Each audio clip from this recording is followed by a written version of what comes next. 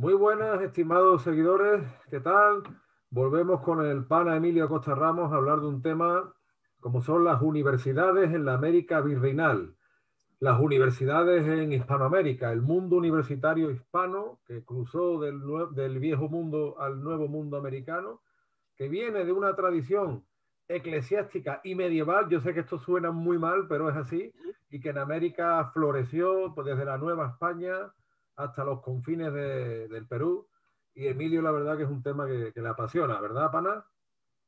Así es, Antonio. Bueno, antes que nada, muchas gracias por tu invitación una vez más a tu canal de YouTube, eh, Antonio Moreno Ruiz.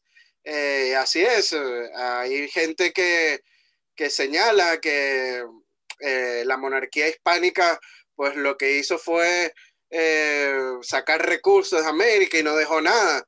Algo totalmente falso, porque si nos ponemos a ver, una de las grandes obras que hizo la monarquía hispánica, tanto en el continente americano como en el asiático, porque hay que recordar que en Filipinas también se fundaron varias universidades, pues fue esto, ¿no? Las universidades, y no solo universidades, también centros o institutos de colegios máximos de educación, ¿no? Y lo vemos desde la parte norte del continente, en México, como hasta el sur, en países como Chile, ¿no?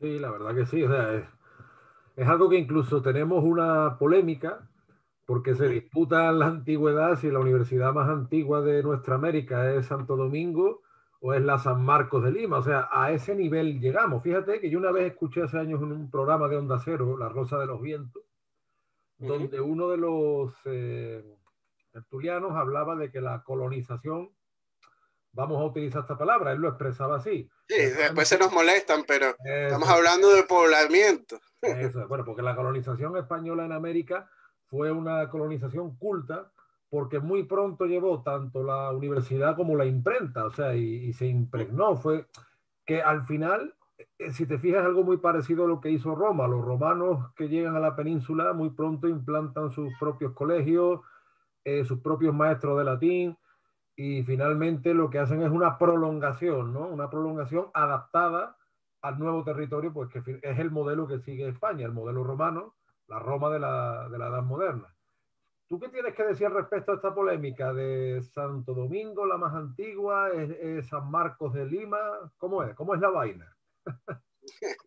Bueno, hay que decir que ambas universidades las fundaron los religiosos, ¿no? La Iglesia Católica, por decirlo de alguna manera. Pero la primera universidad fundada en el continente, pues se fundó en Santo Domingo en 1538, que fue la Real y Pontificia Universidad de Santo Tomás Aquino. Eh, pero hay que decir que esta polémica de cuál es la universidad más antigua es que cuando se fundó la Universidad de San Marcos en Lima, que fue en el año de 1551, los religiosos se dieron cuenta que la universidad en Santo Domingo no tenía real cédula ni aprobación del monarca Carlos V en aquel entonces denunciaron a la universidad para quedarse con la primicia o la primigeniedad Uh de -huh. la universidad, la primera universidad de América. Pero hay que decir que ya había graduado gente en la Universidad Santo Tomás Aquino en Santo Domingo, o sea, ya existía. Uh -huh. Al final, a las dos universidades tuvieron real cédula porque posteriormente la real cédula se la dieron a la Universidad de Santo Domingo, y hay que decir que la Universidad de Santo Domingo pues funcionó hasta el año de 1824, o sea, 3 años después de la independencia de de este país, ¿no? De Santo Domingo, hoy República Dominicana. Entonces, de algo sí se puede decir de la Universidad de San Marcos de Lima, que es la universidad que sigue en pie más antigua del continente americano, pero la primera fundada, pues, es la de Santo Domingo, ya existía, de eso Claro. no hay duda, ¿no? Claro, la Universidad de San Marcos de Lima es la que mayor continuidad tiene en el mundo hispanoamericano, que de hecho sigue siendo una universidad bastante fuerte, No en vano, por eso, pues en los años, entre los años 70 y 80, los terroristas de Sendero Luminoso, uno de los objetivos suyos fue tomar esta universidad por el prestigio y por la fortaleza académica que tiene. Que eso, fíjate, hasta el día de hoy, y es un dato poco conocido, en Hispanoamérica existen universidades muy potentes, pero hay un gran problema. Primero que por la situación política y económica, muchos graduados, muchos licenciados se tienen que buscar la vida fuera. O sea, después de romperse los codos, de estar así estudiando años, haciendo Pensé que ibas a decir trabajos. otra cosa. Oh, también, también. Tú sabes que en España esta expresión la utilizamos mucho, ¿no? Para estudiar. Y la otra también. También, la otra también. Al final voy a salir perdiendo, Emilio. Y claro, Pero bueno, continúo, es que me dio mucho no, está bien, chiste. está bien. Está bien.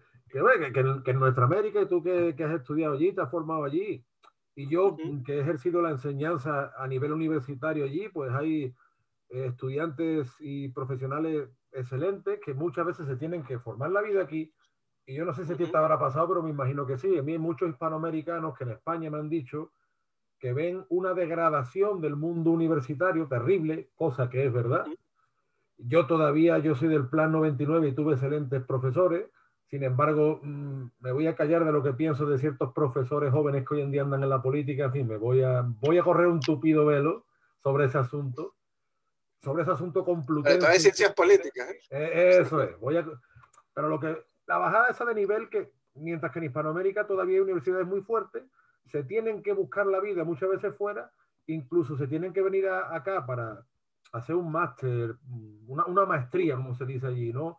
O lo que Para sea. poder ejercer en España. Claro, incluso que esa maestría les vale más en Perú, en Venezuela, donde sea, habiéndola sacado en Europa, cuando allí muchas veces el nivel es todavía más fuerte que en muchas disciplinas, ¿eh? Yo trabajo con gente a nivel universitario allí y además ahí ves cómo esa trayectoria de siglos universitarios sigue muy fuerte. Porque volvemos a lo mismo, es que la imprenta, por ejemplo, llegó mucho antes a México que a Turquía, ¿no? Entonces, no es cosa de que en Hispanoamérica la universidad sea un fenómeno actual, sino que es un fenómeno de rancio abolengo que formó a generaciones de criollos, de mestizos, incluso de indígenas. Existía la figura de esos colegios de nobles indios, donde las lenguas indígenas, las lenguas amerindias, si se conservaron fue gracias a que se incorporaron al mundo universitario. Había cátedra de quechua, cátedra de otras lenguas indígenas, y pues quedaron codificadas en el alfabeto latino. Y a día de hoy, pues esa tradición se recoge en esos grandes profesionales que hay en Hispanoamérica que por desgracia muchas veces tienen que ir a sacarse una maestría en Estados Unidos o en Europa, que le da más prestigio cuando a lo mejor su universidad resulta que es más fuerte, ¿no? Sí, no, hay que decir que un buen número de centros universitarios en la época virreinal en América tuvieron un nivel equivalente al de los europeos, inclusive en algunos casos hasta mayores, ¿no? La Universidad de San Marcos en Lima, pues, no tenía nada que envidiarle a una universidad, no sé, en Francia o en Bélgica, por decirlo de alguna manera, ¿no? Uh -huh. Eh, y, o sea, en estas universidades se estudiaba derecho, teología, medicina, otras ciencias menores dedicadas al arte o a la filosofía. Algunas universidades tenían cátedra de lengua indígena, ya que era de uso obligatorio a los religiosos que ejercían la enseñanza en las Indias, ¿no? Tenían que aprender estas lenguas amerindias para poder evangelizar primero y después enseñarle algún, alguna profesión a los indígenas, ¿no? Que era Claro. algo muy común en las misiones, sobre todo en estos centros universitarios, ¿no? Sí, sí. Y hay que decir que estas universidades jugaron un papel relevante en el trasvase cultural de la Europa cristiana al Nuevo Mundo. Su vitalidad estuvo estrechamente vinculada a la alcanzada por las ciudades de la América Española, participando en su destino, tanto en su grandeza como también, hay que decirlo, en su decadencia, ¿no? Y hoy en día lo vemos, como tú bien dices, o sea, hay gente que sale bien preparada en los centros universitarios de la América Hispana, que decir que hay también algunos centros que no son tan buenos. Hablo Sí. del caso de Venezuela, ¿no? Está la Universidad Bolivariana, que es pésima y está muy politizada. Dios mío. Solo el nombre ya Pero me da una idea.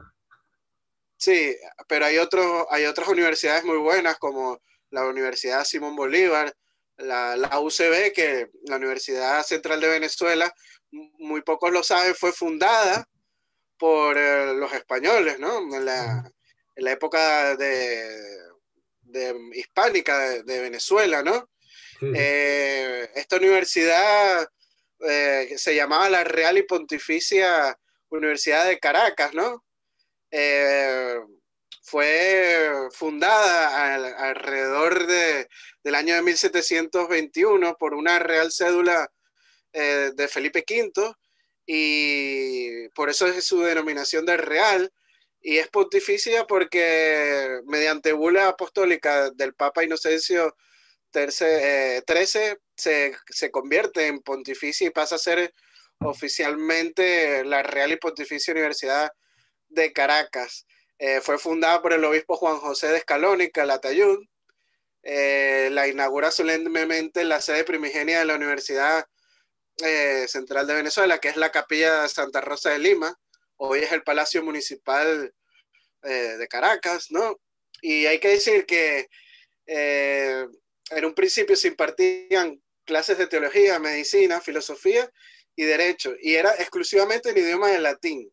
Entre 1725 y 1821, la Universidad de Caracas, hoy UCB o Universidad Central de Venezuela, gradúa a 2.756 de sus estudiantes en títulos como bachilleres, licenciados, maestros y doctores. También hay otra universidad muy importante en Venezuela, que es la Universidad de los Andes, que queda en Mérida, y casualmente también fue fundada por los españoles, ¿no? Se llamaba anteriormente el Colegio Seminario de San Buenaventura de la ciudad de Mérida. Se fundó en 1785 como colegio, cuando Fray Ramos de Lora fue el primer obispo de Mérida, ¿no? Y hay un caso curioso con esto de la Universidad de la ULA, ¿no? Tú te metes en la página web oficial de la ULA y dice que lo fundaron el gobierno republicano, ¿no? Hombre. Y sí, y si nos ponemos a ver, en 1789 se le dio el título de Escuela de Buena, y en 1806 ya se constitucionalizó como instituto. El rey Carlos IV lo autorizó para conferir grados mayores y menores en filosofía, en teología, en cánones, como si fuera una universidad, aunque no le otorga la categoría, pero el 21 de septiembre de 1810 la Junta Conservadora de los Derechos de Fernando VII le otorga al seminario el ansiado título de Real Universidad de San Buenaventura de Mérida de los Caballeros, como provincia de la Corona de España, teniendo el visto bueno de la regencia, porque acordémonos que aquel entonces Fernando VII estaba preso en Bayona, así que nada más con el título de Real Universidad de San Buenaventura de Mérida y los Caballeros, y por la Junta Conservadora de los Derechos de Fernando VII, pues no hace falta más que decir que es una fundación totalmente española de esta Universidad de los Andes en Mérida. Claro, o sea, además te das cuenta con todos estos datos que España, o sea, la monarquía hispánica desarrolla un sistema escolar bastante complejo y, por ejemplo, ahí tenemos el caso de Tupac Amaru, de José Gabriel Condorcanqui, que hablaba castellano, latín y quechua desde el mismo sistema escolar.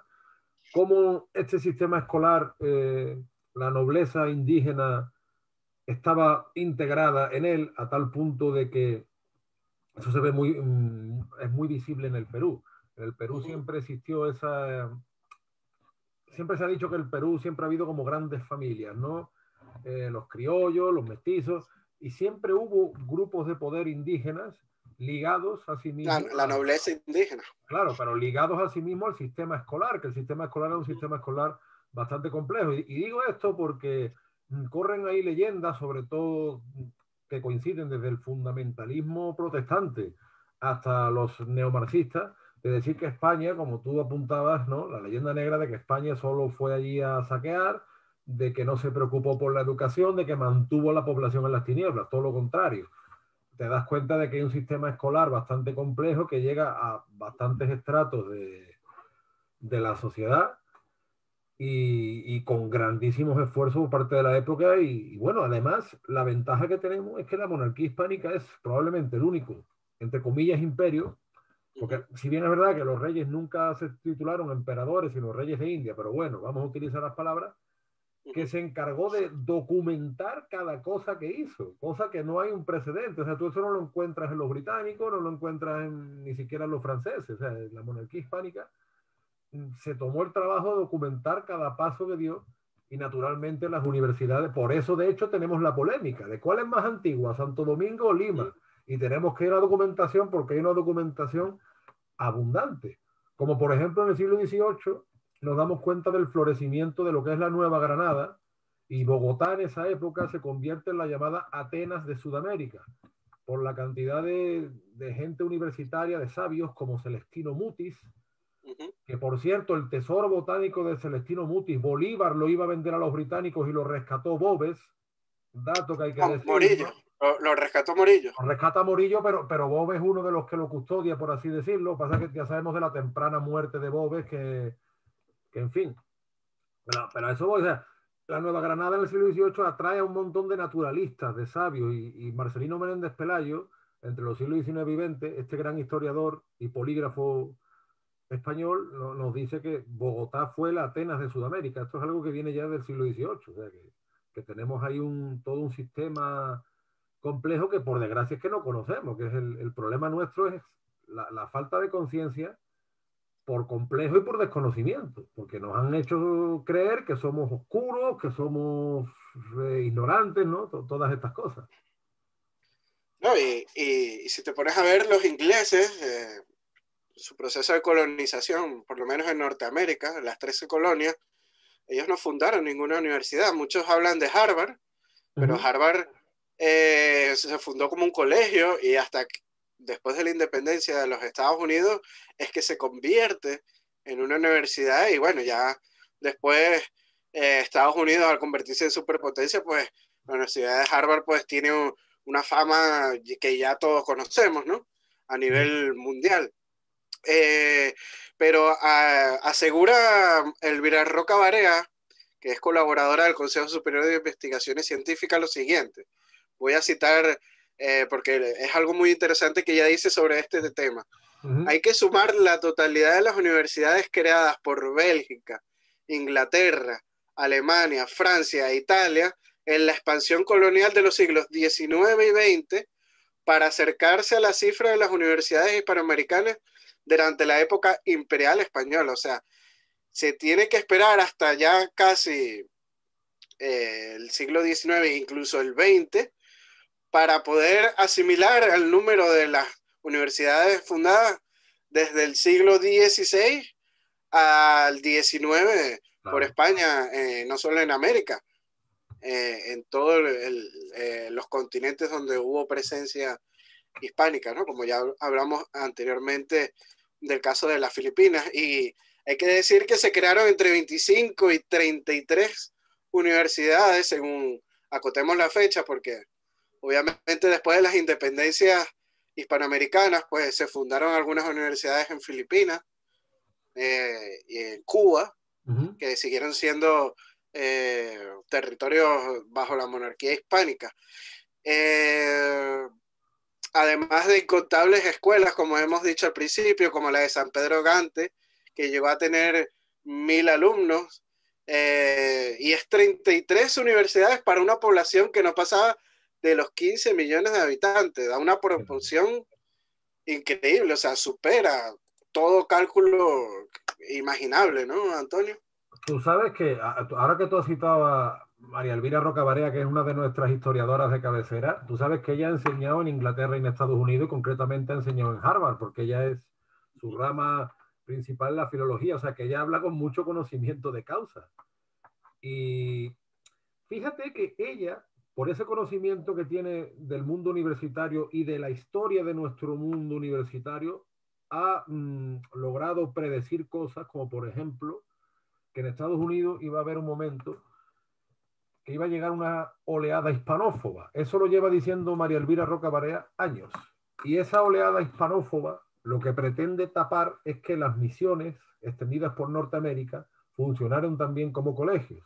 Lo que intenta tapar es que en la Luisiana de época española, como tú apuntaste alguna vez, se creó un sistema bilingüe pionero de enseñanza. O sea, toda esa oleada hispanófoba que hasta, date cuenta que hasta Tucker Carlson llega, que yo hice el vídeo este de 4 minutos por la vaina, porque hay una caravana de inmigrantes centroamericanos y la culpa es de que España se llevó el oro, pero claro, lo que se está intentando tapar es eso, es ese sistema escolar complejo hispánico que llegó también a los territorios más recónditos de la América del Norte. O sea, que refuerza totalmente lo que tú estás exponiendo. Y si te pones a ver, si vemos la geografía de los Estados Unidos después como país independiente arrasó a la población indígena, pero curiosamente donde queda un poco de población indígena en aquellos territorios donde estuvo la mano española y estuvieron bajo administración del virreinato de la Nueva España, ¿no? Y es por esto, por las misiones, ¿no? Los americanos, o mejor dicho, estadounidenses, cuando llegaron a estos territorios, no se consiguieron los indios salvajes que se consiguieron en las 13 colonias. Eran indios que tenían una educación, sabían de agricultura, sabían de artes madereras, de artesanía, sí, etcétera. Tenía conocimientos incluso científicos, porque muchas de estas misiones se construyeron telescopios para poder observar las estrellas, ¿no? Sobre todo en las misiones jesuíticas y dominicas, ¿no? Entonces vemos que por eso es que se les hizo más difícil el aniquilamiento y el genocidio de estos indios en el oeste y sur de los Estados Unidos. Y gracias a esta obra misionera es que todavía sobreviven hoy en día en reservas, hay que decirlo, no tan libremente, casi presos en reservas, pero todavía existe alguna población de estas tribus, tanto apaches, sioux, etcétera, ¿no? Claro, no, la verdad que volvemos a lo mismo, o sea, te habla de la complejidad de ese sistema, de que las misiones fueron asimismo grandes centros educativos, en muchas ocasiones también de alfabetización, porque parece que los españoles, según ciertos fundamentalistas protestantes y ciertos neomarxistas, pues hemos sido enemigos de la alfabetización, nada más lejos de la realidad. Sí es verdad que la tradición española, así como la tradición latina en general. Y que muchos de los próceres independentistas se educaron en este sistema universitario español. Vemos el caso de Juan Germán Rocio. Él era abogado en el colegio, en la Universidad Central de Venezuela. Andrés Bello también se graduó en filosofía en la Universidad Central de Venezuela. Y casos como este, pues hay montones, ¿no? De estos próceres que se educaron bajo el sistema educativo español y al final como que les voltearon la tortilla y quisieron ser separatistas, ¿no?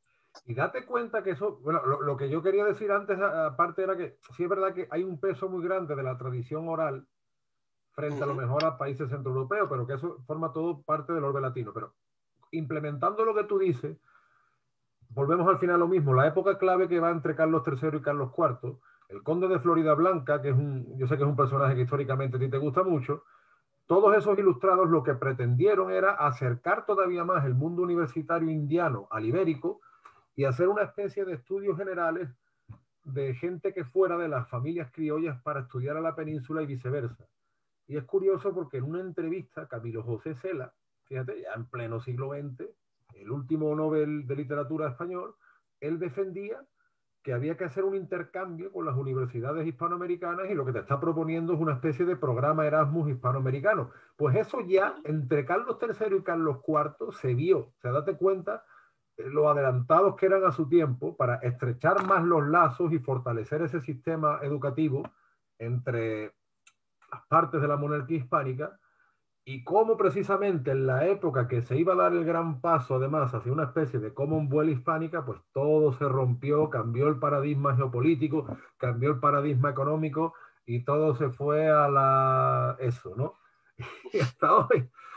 Pero sí es verdad que esa idea que tuvo Florida Blanca, que va desde Florida Blanca a Camilo José Cela, oye, pues si en Europa más o menos funciona, pues podríamos plantearnos, ¿no? Con las universidades hispanoamericanas, porque vuelvo a reiterar, aquí hay gente, por ese complejo de superioridad europeísta, pues que se cree que allí en Hispanoamérica no hay gente culta ni hay gente formada, no, en Hispanoamérica hay universidades con muchísimo nivel que viene de una tradición de hace siglos y yo creo que eso sería beneficioso para ambas partes y que ojalá esa cumbre iberoamericana con ese programa universitario de refuerzo pues fuera hacia hechos más concretos, más allá que 4 negocios puntuales, ¿no? En fin, es mi opinión. Existen las reinas,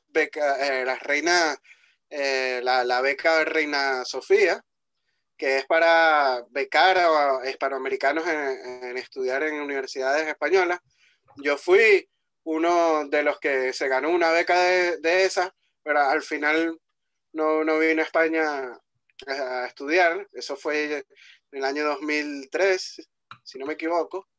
Pero existen y yo fui uno de los que recibió esas becas que al final no la utilicé, me quedé en Venezuela. Hubiera cambiado bastante mi vida si hubiera aceptado la beca en aquel entonces, pero uno no tiene una bolita mágica para conocer el Claro. futuro, ¿no? Lógico, lógico, eso es así. Muchas veces Sí, es lo que decimos, si yo hubiera sabido, hijo, porque si tú hubieras sabido, pues te dedicarías a ser futurólogo. sí. Y a lo mejor estuviera millonario, ¿no? Invirtiendo en negocio. Si yo hubiera sabido el número que iba a tocar la lotería, pues entonces fíjate, pues claro, pues lo ha puesto todo ese número, pero bueno, son cosas que pasan, pero sí es verdad que yo creo que se pueden dar pasos más grandes y que en su día, entre finales del 18 y principios del 19 estuvo la clave. Florida Blanca y tantos otros lo supieron ver y por desgracia, bueno, ojalá aprendamos de nuestros errores algún día y estrechemos más los lazos, porque en el mundo universitario tenemos un ejemplo de que la leyenda negra es eso, leyenda negra, mentirosa. Tenemos una gran tradición educativa, una gran tradición pedagógica, que por desgracia en España se está yendo al piso, por no decir otro sitio, y que, en fin, que ojalá nuestra tradición esté la base del refuerzo y de irnos para arriba, porque nos estamos yendo muy abajo, ¿eh? Y yo te digo, yo soy del plan 99 y yo todavía tuve cierto margen, pero yo veo las nuevas generaciones y digo, madre mía, lo que están haciendo, ¿eh? Madre mía. Sí, hay que decir que hay muchas universidades, sobre todo públicas, que se han politizado tanto y al entrar la política a la educación, pues nada bueno puede salir de ahí y hay que estar alerta con esa contaminación política de las universidades, como bien he dicho, sobre todo públicas. No, y con el bajón del nivel académico. O sea, en España está habiendo un bajón académico que es muy preocupante, que ya hay varias generaciones que lo están sufriendo y que las consecuencias de esto no se Y en están Hispanoamérica calculando. también, ¿eh? Claro, también. Pero date cuenta, por ejemplo, el caso español. Tenemos a Pedro Sánchez, que todo el mundo sabe que plagió su tesis. Tenemos el caso de Pablo Casado, que casi todo el mundo sabe que ahí hay, como se dice en Perú, un chongo, porque parece ser que este señor, los aprobados no fueron tan suyos. Entonces, claro, ¿qué imagen estamos dando al mundo? Ten en cuenta una cosa, muchos universitarios españoles, y me incluyo, no vamos a tener más remedio que emigrar más tarde o más temprano, porque yo ya hice eso y volví, pero sé que en algún momento tendré que coger otra vez la maleta. Pero es que va a llegar un momento que tenemos tal desprestigio, a pesar de nuestra rica tradición, que es que ya no nos van a aceptar el título en ningún lado. Pues todavía, tú sabes que tú llegas a Hispanoamérica con un título español y como, oh, este... Pero claro, con Sí, este tipo de noticias, con este tipo de malos ejemplos, va a llegar un momento que no nos van a querer en ningún lado. Entonces, el quebrar toda nuestra rica tradición académica como se está haciendo, además desde la clase política entendida en el peor sentido de la palabra, va a tener está, yo creo, ya teniendo unas consecuencias que, en fin, eso, ojalá pudiera ser optimista, Emilio, pero es que no me dejan. sí, es como una degradación poco a poco, ¿no? Del sistema universitario en España. No sé cómo estará el prestigio a nivel europeo. No sé si en países como Inglaterra o Francia o Alemania todavía respeten estos títulos universitarios de España, ¿no? Pero puede llegar un momento como sucedió en Venezuela, ¿no? Que las universidades venezolanas a nivel hispanoamericano pues eran centros universitarios súper respetados, y hoy en día pues no tienen ese respeto, por decirlo de alguna manera, y muchos dicen que hay muchos títulos comprados, ¿no? Y que no sirven para nada. Y es parte de mantener un estatus. Si tú pierdes el estatus, pues al final esos títulos pues se convierten solo en papel. Tú sabes, por ejemplo, la generación, mi suegro, que en paz descanse, él nació en el año 40. En aquella época, bueno, y hasta hace poco, que te mandaran a estudiar a Argentina era un estatus para determinados países del sur, de Sudamérica.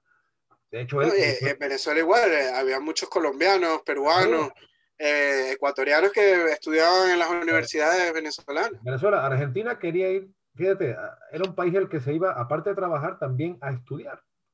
Que eso ha sido, por ejemplo, una de las cosas que ha marcado la diferencia con Irlanda. El progreso de Irlanda es que se ha convertido en una zona para acoger estudiantes. Pues Argentina era así. Mi suegro hizo la carrera de historia ya, vivió muchos años en Tucumán, de hecho tenía doble nacionalidad, peruano-argentino, y durante muchos años, al final eso se ha roto. Y ya mucha gente quiere ir a estudiar, por ejemplo, a Brasil. Yo he formado a mucha gente gracias a eso, hemos formado gente en portugués, en Perú y en otros países, por gente que quería ir a estudiar, sobre todo muchas ramas de medicina, a Brasil, y necesitaba saber portugués, lógicamente. Entonces, bueno, sí, claro. Eso es lo que tú dices, el estatus, la seriedad, el mismo nombre, ¿no? Puede cambiar de una generación a otra, y en España, de verdad, en fin. Ojalá no dejaran ser optimistas, Billy, ojalá. Sí, esperemos que no suceda eso, ¿no? Porque al final es eso, se convierte prácticamente en papel. Yo no he podido homologar mis estudios universitarios venezolanos en España por eso mismo, porque es una burocracia increíble y casi que es imposible, ¿no? Bueno, he tenido que realizar estudios aquí, más bien. Hablando de burocracia, yo que he vivido 6 años en Perú, te digo, sin temor a equivocarme, que la burocracia peruana funciona mucho mejor que la española. Para que te hagas una idea, en España el registro consular no está digitalizado. Los pueblos de menos de 10.000 habitantes tampoco. Si yo, por ejemplo, quisiera una partida de mi matrimonio en Perú, pues yo me casé en Perú, pero lo registré en el consulado español esa misma semana. Yo me voy al consulado peruano de Sevilla, como mucho en un mes tengo la partida del matrimonio. Mi partida de matrimonio española, que está registrada en el consulado en la misma fecha prácticamente, como no está digitalizado, pues me puede tardar 1 año y medio, 2 años, porque además yo no puedo mandar a nadie a que vaya, o sea, tendría yo que coger un avión, irme a la embajada española y que me dieran el papel. Y si no, pues esperar 1 año y medio o 2. O sea que...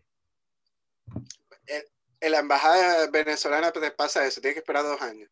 Nada más. O si no, pagar $2,000 o $3,000. Así que y tú sabes, esperemos no llegar a ese extremo. Nosotros, porque tú sabes que tenemos este carácter, que tenemos sentido del humor. Sí, ya me están diciendo algunos venezolanos afincados en Perú que tienen nacionalidad española porque son hijos y nietos, que lo mismo, llevan esperando 1 año, 2 años para renovar su pasaporte español. O sea que en fin. Imagínate. Bueno, Emilio, como siempre, un placer charlar contigo. No olviden supervitaminarse, mineralizarse, y para ello acudir a Venezuela Provincial en Facebook, también como Capitanía General de Venezuela, su excelente canal de YouTube. Por favor, denle me gusta. No, hombre, es broma. Agradecemos mucho a nuestros nuevos suscriptores, estamos teniendo muchos comentarios, muchos me gusta, la verdad que estamos muy contentos con esta labor que con nuestra modestia pues desarrollamos. Ojalá lleguemos cada vez a más gente, y la verdad, sintámonos orgullosos porque tenemos una tradición muy rica, que es la que puede hacernos mejorar en el futuro ante este presente, que más vale tomárselo con cierto humor, porque si no nos hartamos de llorar. Así es. Bueno, no dejen también de suscribirse en el canal de YouTube de Antonio Moreno Ruiz. También está en Facebook como Antonio Moreno Ruiz, escritor. Denle like. También en Twitter como un andaluz indiano. Sí, señor. No dejen de seguirlo. Es un gran historiador. Y bueno, como bien dice, Antonio, Venezuela Provincial está con una nueva cuenta por Instagram, no dejen de seguirnos ahí. Tenemos muy poquitos seguidores todavía por ahí, así que entre más nos sigan, más pronto podremos hacer directos por la página de Instagram. Y bueno, en Facebook estamos como Capitanía General de Venezuela. Muchas gracias por tu invitación, Antonio, una vez más. Y bueno, un gran saludo a toda nuestra audiencia y un gran abrazo hasta la hermosísima ciudad de Sevilla, en Andalucía. Muchísimas gracias, Emilio. Un fuerte abrazo. Nos vemos con nuevos temas la próxima semana. Chao, chao. Adiós.